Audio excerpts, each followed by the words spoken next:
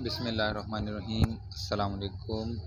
तो जैसा कि आज हम पढ़ेंगे व्हाट इज़ जूरिस्प्रूडेंस। जूरिस्प्रूडेंस क्या है?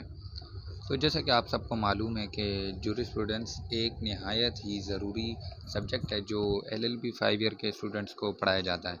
तो मैं भी एलएलबी 5 ईयर का स्टूडेंट हूँ, पार्ट 1 का। तो मैंने पढ़ा, थोड़ी बहुत चीज़ें मुझे क्लियर हुई तो मैंने कहा कि मैं आप लोगों के साथ शेयर करूँ।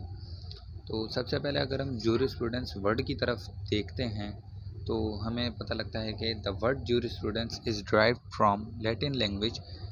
juris means knowledge and prudentia means law. Hence jurisprudence is knowledge of law और स्किल ऑफ लॉ। तो इससे हमें ये पता लगा कि जूरिस्प्रूडेंस एक लैटिन ज़बान का लफ्ज़ है जिसके मायने हैं skill of law, knowledge of law, study of law.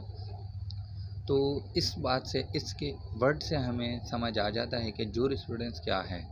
Jurisprudence आसान लफ्ज़ों में स्टडी ऑफ लॉ है, मतलब लॉ के बारे में मालूमात होना, कानून के बारे में, लॉ के बारे में, राइट के बारे में, हकूक़ के बारे में, कि भाई हर चीज़ कैसे काम करेगी, लॉ के जितने भी इदारे कैसे गवर्न होंगे, लॉ कैसे बनेगा, ये सब हमें कौन बताता है? जूरिस्प्रूडेंस। आसान लफ्ज़ों में हम ये कह सकते हैं कि jurisprudence is the grammar of law.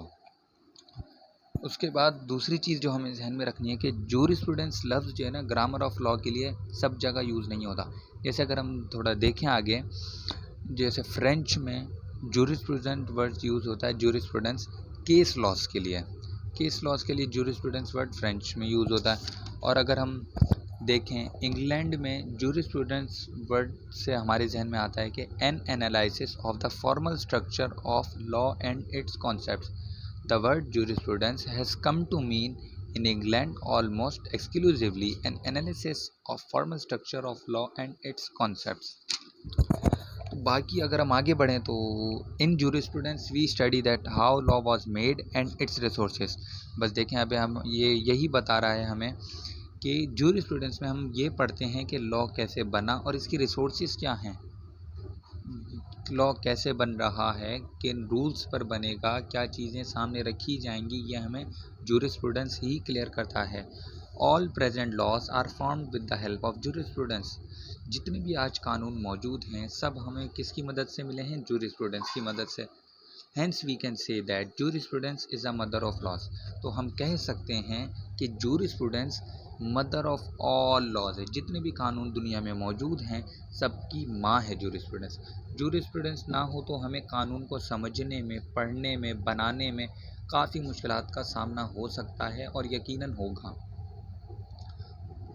फिर आगे हम देखते हैं कि डिफरेंट जूरिस्ट ने जो है क्या कहते हैं अपने पॉइंट ऑफ व्यू दिए हैं।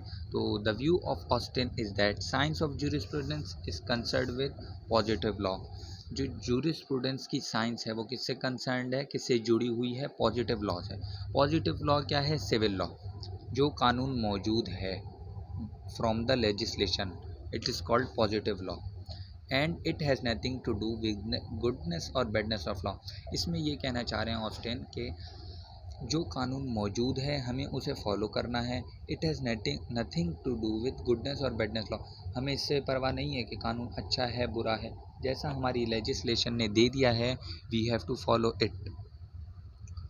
और ऑस्टिन साहब हमारे एनालिटिकल स्कूल और एनालिटिकल ब्रांच के एक्सपाउंडर हैं जो हम आगे डिस्कस करेंगे। फिर हमारे पास दूसरे ज्यूरिस्ट आ जाते हैं हॉलैंड। हॉलैंड कहते हैं Holland defines jurisprudence as the formal science of positive law. इन्होंने ऑस्टिन की बात को कंटिन्यू रखा, बिल्कुल वो भी बात कही, लेकिन इन्होंने एक वर्ड जोड़ दिया, वो है फॉर्मल। फॉर्मल से मुराद यहाँ पर हॉलैंड का ये है कि जो जूरिस्प्रूडेंस है ना वो कानून के बारे में हमें ऊपर ऊपर से बताती है, जो एक्सटर्नल चीज़ें हैं उनके बारे में कि कानून कैसा हो सकता है, कि कानून इस मुल्क का कैसा होना चाहिए, लेकिन इंटरनल चीज़ों के बारे में नहीं बताती कि कोई चीज़ होगी तो उसका ट्रायल कैसे चलेंगे, किसी ने अगर चोरी करी तो उसका केस कैसे चलेगा। इस चीज़ के बारे में हॉलैंड साहब ने थोड़ा नहीं बताया। फिर आगे जब आ जाते हैं हम तो तीसरे एक्सपाउंडर हैं हमारे पास मेन सॉलमंड। सॉलमंड कहते हैं jurisprudence may be defined as the science of civil law.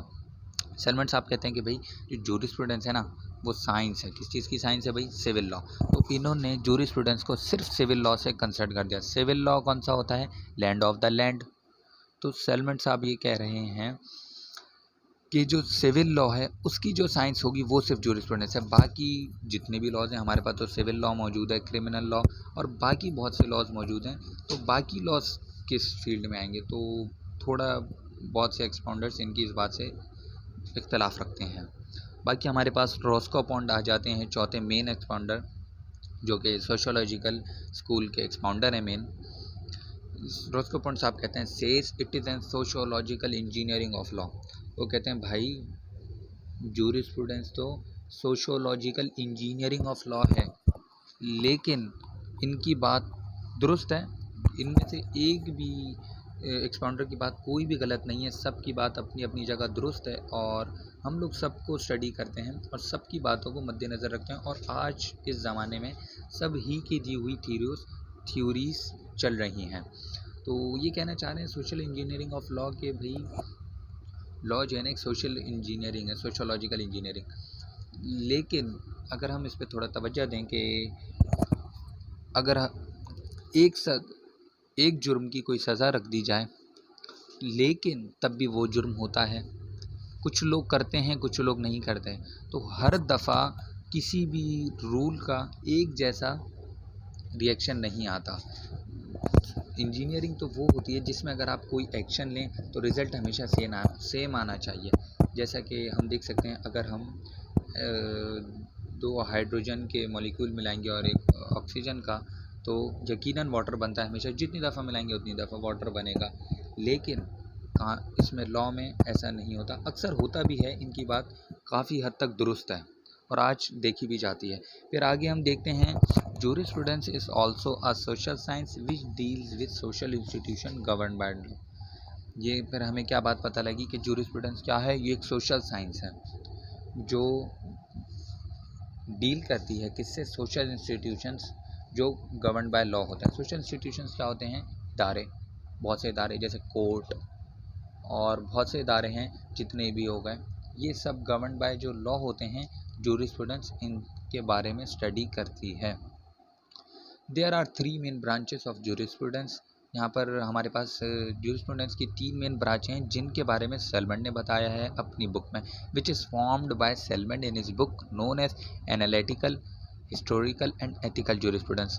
सेलमेंट ने अपनी किताब में वैसे सिर्फ एनालिटिकल के बारे में जिक्र किया है, लेकिन इन्होंने अपनी एक डेफिनेशन में इन तीनों ब्रांचेस के बारे में बताया है और ये भी साथ साथ कहा कि इन तीनों को स्टडी करना बेहद ज़रूरी है। तो जूरिस्प्रूडेंस यही है दोस्तों, इससे ज़्यादा तो क्या बताएं। बस आज के लिए इतना ही। बाकी अगर आप लोगों को किसी चीज़ में कोई प्रॉब्लम हो तो आप लोग कमेंट सेक्शन में सवाल कर सकते हैं। और and I am also the student, अगर कोई गलती हो तो वो एक्सेप्टेबल है। कोई इस्लाह करना चाहे तो यू आर वेलकम्ड। अल्लाह हाफ़िज़।